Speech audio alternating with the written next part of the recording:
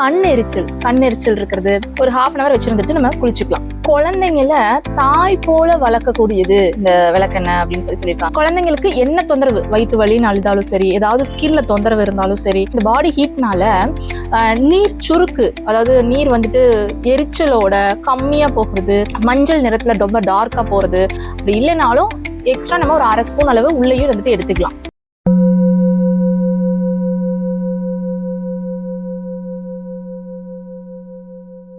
உடல்ல ஏற்படக்கூடிய எரிச்சல், அதாவது உடம்பு முழுசும் எரிச்சல் இருக்கும். ஏன்னா ஒரு சிலருக்கு அந்த சீதோஷ்ணத்தினால ஏற்படக்கூடிய ஹீட்டு, ஃபுட்டுனால ஏற்படக்கூடிய ஹீட்டு, இந்த மாதிரி பாடி உஷ்ணமா இருக்கனால உடல் எரிச்சல் இருக்கும். இது இல்லாம கண் எரிச்சல் இருக்கிறது, காது எரிச்சல், மூக்கு எரிச்சல், வாய் எரிச்சல்.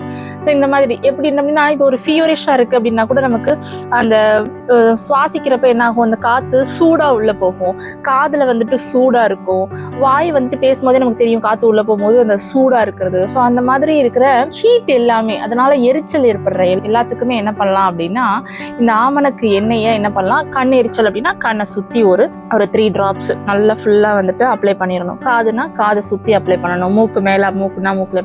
ஸோ இப்போ பாடியில எரிச்சல் இருக்கு அப்படின்னா ஃபுல்லாவே பார்த்தோம் அப்படின்னா ஒரு 5 to 10 drops நமக்கு இந்த கையில எங்க பாடியில எங்கெங்கெல்லாம் எரிச்சல் இருக்கோ ஸோ அங்கெல்லாம் வந்துட்டு நல்லா அப்ளை பண்ணிக்கலாம். ஃபுல்லாவே நம்ம அப்ளை பண்ணிட்டு ரொம்ப கம்மியாக அப்ளை பண்ணும். அதாவது சொல்கிறேன், ஒரு 5 to 10 drops. ஸோ அந்த மாதிரி எடுத்து அப்ளை பண்ணும்போது என்ன ஆகுது அப்படின்னா, ஒரு ஹாஃப் அன் அவர் வச்சிருந்துட்டு நம்ம குளிச்சுக்கலாம். ஸோ இந்த மாதிரி இருக்கும்போது எரிச்சல் குறையிறது மட்டும் இல்லை, உடலை பொன்னிறமாக்குது. அதனாலதான் குழந்தைங்கள தாய் போல வளர்க்கக்கூடியது இந்த விளக்கெண்ணெய் அப்படின்னு சொல்லியிருக்காங்க. ஏன் அப்படின்னா, எப்படி ஒரு தாய் குழந்தைங்களுக்கான ஒவ்வொரு வளர்ச்சியிலையும் முக்கிய பங்கு வந்துட்டு ஒரு தாய்க்கு தான் இருக்கு. ஸோ அதே போல குழந்தைங்களுக்கு என்ன தொந்தரவு, வயிற்று வலின்னு அழுதாலும் சரி, ஏதாவது ஸ்கின்ல தொந்தரவு இருந்தாலும் சரி, சூடாயிட்டாலும் சரி, இப்போ நம்ம தொப்புள்ள எண்ணெய் வைக்கிறது, கட்டை விரல்ல எண்ணெய் வைக்கிறது, உள்ளுக்கு வந்துட்டு கொடுக்கலாம் மோஷன் ஃப்ரீயா போறதுக்கு. ஸோ இந்த மாதிரி இருக்கிற குழந்தைங்களுக்கு ஏற்படக்கூடிய அத்தனை தொந்தரவுக்கு முதல்ல பயன்படுத்தக்கூடியதே வந்துட்டு விளக்கெண்ணெய் தான். அதனாலதான் பொதுவாகவே தென் தமிழகத்துல என்ன பண்ணுவாங்க அப்படின்னா, உணவுகள்லயே வந்துட்டு விளக்கெண்ணெயை வந்துட்டு பயன்படுத்துற பழக்கம் வந்துட்டு இருந்துச்சு, இப்பயும் இருக்கு. தாளிப்புகள்ல ஏதாவது ஒரு தாளிப்புல வந்துட்டு விளக்கெண்ணெயை வந்துட்டு பயன்படுத்துவாங்க. எல்லாருமே பொதுவா வழக்கத்துல இருக்கிறது, இப்ப சாம்பார் வைக்கிறோம்னா அந்த பருப்பு வேக வைக்கும் போது ஒரு ஸ்பூன் வந்துட்டு விளக்கெண்ணெய் விடுவாங்க. அந்த மாதிரி நம்ம என்ன ஒரு தாளிப்பு குழம்புகளுக்கு வந்துட்டு தாளிக்கும் போது என்ன பண்ணலாம் அப்படின்னா, மற்ற எண்ணெயோட சேர்த்து ஒரு ஸ்பூன் வந்துட்டு ஆமணக்கு எண்ணெயை வந்துட்டு விட்டு பயன்படுத்தும் போது இந்த மாதிரி தொந்தரவுகள் எதுவுமே வந்துட்டு, ஏன்னா உள்ள வந்துட்டு நம்ம எடுத்துட்டே இருக்கும், ரெகுலர் யூஸ் நம்ம பண்ணும்போது என்ன ஆகுது அப்படின்னா எந்த தொந்தரவுமே இந்த மாதிரி இருக்காது, பாடி வந்துட்டு ஹீட் ஆகாது. இன்னொன்று என்ன அப்படின்னு பார்த்தோம்னா, இந்த பாடி ஹீட்னால நீர் சுருக்கு, அதாவது நீர் வந்துட்டு எரிச்சலோட கம்மியா போகிறது, மஞ்சள் நிறத்துல ரொம்ப டார்க்கா போறது, ஸோ இந்த மாதிரி இருக்கிறது, பெண்களுக்கு வந்துட்டு வெள்ளைப்படுதல் ஏற்படுறது, ஸோ இந்த மாதிரி இருக்கிற எல்லா தொந்தரவுக்குமே உணவுகளை நம்ம எடுத்துட்டு வரும்போது இந்த தொந்தரவு எதுவுமே வந்துட்டு வராது. அப்படி இல்லைனாலும் எக்ஸ்ட்ரா நம்ம ஒரு 1/2 ஸ்பூன் அளவு உள்ளேயும் வந்துட்டு எடுத்துக்கலாம். அதனால ஒண்ணுமே ஆகாது. நம்ம பாடி ஹீட் வந்துட்டு குறையும், குடல் சுத்தமாகும், மோஷன் ஃப்ரீயா போகும், கழிவுகள் வந்துட்டு வெளியேறும். இத பேதிக்கு வந்துட்டு எப்படி விளக்கெண்ணெயை யூஸ் பண்ணலாம் அப்படின்னா, பொதுவாகவே விளக்கெண்ணெயை பேதிக்கு யூஸ் பண்ணும்போது என்ன ஆகுது அப்படின்னா, சுகபேதி, அதாவது இப்போ பொதுவாக பேதி மருந்துகள் யூஸ் பண்ணும்போது என்ன ஆகும் அப்படின்னா, வயிறு வலிச்சு பேதி ஆகிறது. அந்த பேதி ஆகும்போது அந்த ஆசன வாயில ஏற்படக்கூடிய ஒரு கடுப்பு, எரிச்சல் இதெல்லாமே வந்துட்டு இருக்கும். இப்படி எதுவுமே இல்லாம, இந்த வயிறு வலி, கடுப்பு இது எதுவுமே இல்லாம ரொம்ப ஸ்மூத்தா பேதி ஆகக்கூடியது இந்த விளக்கெண்ணெய். அதனாலதான் குழந்தைங்கள்ல இருந்து வயசானவங்க வரைக்கும் எல்லா வயதினரும் இந்த பேதிக்கு இந்த விளக்கெண்ணெயை வந்துட்டு பயன்படுத்த முடியும். இது எப்படி பேதிக்கு விளக்கெண்ணெய் எடுத்துக்கலாம் அப்படின்னா, தனியாவும் எடுத்துக்கலாம் விளக்கெண்ணெய் அப்படியே. அப்படி இல்லைன்னா நீராகாரத்துல உப்பு சேர்த்து அந்த தண்ணியில விளக்கெண்ணெய் கலந்து எடுத்துக்கலாம். இது இல்லாம சோம்பு நீர், அதாவது சோம்பு கொதிக்க வச்சு அதை ஆற வச்சு அந்த தண்ணியில விளக்கெண்ணெய் ஊற்றி எடுத்துக்கலாம். அதே மாதிரி ஓம தண்ணீர், அது இல்லாம சுக்கு தண்ணி.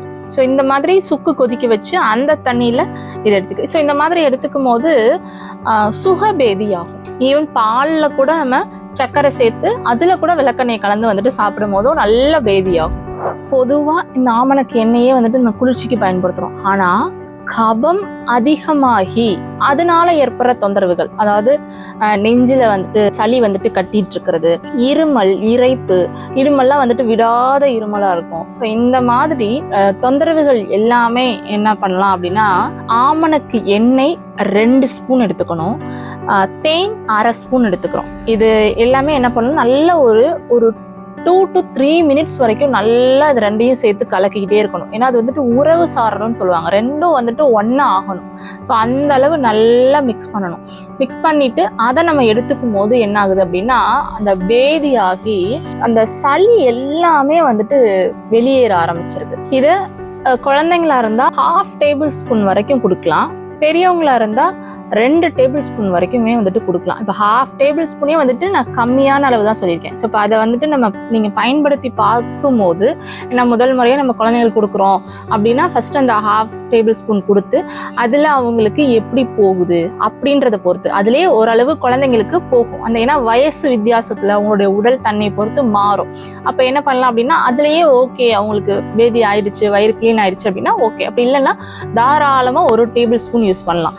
இதே பெரியவங்களா இருந்தா 2 சொல்லியிருக்கேன். அப்படி இல்லைன்னாலும் நம்ம ஆகலைன்னா அடுத்த ஒரு 4-5 நாள் கழிச்சு மறுபடியும் பேதிக்கு எடுத்து அதை வந்துட்டு ஒரு 2 ஸ்பூன் எக்ஸ்ட்ராவே பண்ணிக்கலாம். கொடுக்கும்போது நல்லாவே வந்துட்டு பேதியாகி அந்த சளி எல்லாமே வந்துட்டு என்ன ஆயிரும் அப்படின்னா பேதியிலேயே வந்துட்டு வெளியேற ஆரம்பிச்சு. கண்ணுக்கு எதுக்கெல்லாம் பயன்படுத்தலாம் அப்படின்னா, கண் எரிச்சல், கண்ணு வீக்கமாகிறது, இந்த விளக்கெண்ணையே வந்துட்டு நம்ம கண்ணுல எப்படி விடலாம் அப்படின்னா, இப்ப பியூரான்னு எப்படி பாக்குறது அப்படின்னா, கண்டிப்பா இந்த விளக்கெண்ணையோடைய குற்றம் எப்படி நீக்கிறதுன்னு நான் சொல்றேன். ஊத்தி ஒரு பெரிய சட்டியில நல்லா கொதிக்க வச்சோம் அப்படின்னா, அது கொதிக்க கொதிக்க என்ன ஆகும் அப்படின்னா, மேல ஃபுல்லா எண்ணெய் வந்துட்டு வர ஆரம்பிச்சு. எந்தெந்த தேகிகள் எப்படி பயன்படுத்தலாம் அப்படின்னா,